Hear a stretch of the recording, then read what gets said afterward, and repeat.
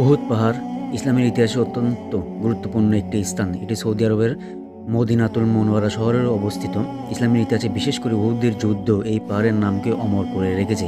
Medina শহরের কেন্দ্র থেকে 1 কিলোমিটার দূরে অবস্থিত। দৈর্ঘ্য প্রায় 7 থেকে 8 কিলোমিটার, উচ্চতা প্রায় 3533 ফুট।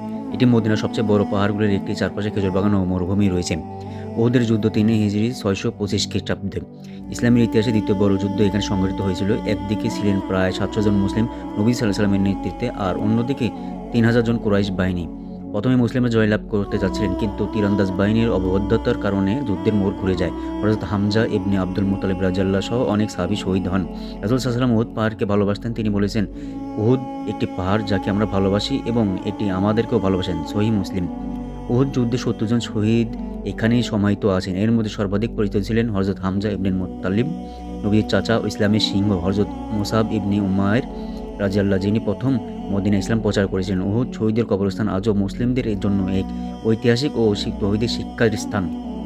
পাহাড়ের পাথর লালচে বাদামি রঙের, আশপাশে ছোট ছোট টিলা ও উপত্যকায় যজ্ঞ সংঘটিত হয়েছিল। মুসলিমরা যখন সফরে বা জিয়ারতে মদিনায় যান, তখন সাধারণত মসজিদে নববীর পরে উহুদ পাহাড় ও শহীদদের কবর স্থান দেখতে যান। শহীদদের কবর আজও সাধারণভাবে চিহ্নিত আছে, তবে নির্দিষ্ট আলাদা আলাদা কবর দেখানো হয় না। উহুদের যুদ্ধ আমাদের শেখায় যে আল্লাহ তার রাসূলের আদেশ অমান্য করলে মুসলিমরা দুর্বল হয়ে পড়ে।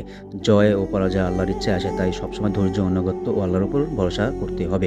নবী সাল্লাল্লাহু আলাইহি ওয়াসাল্লাম উহুদ পাহাড়কে ভালোবাসতেন, তাই মুসলিমদের জন্য এটি একটি প্রিয় ও সম্মানিত স্থান।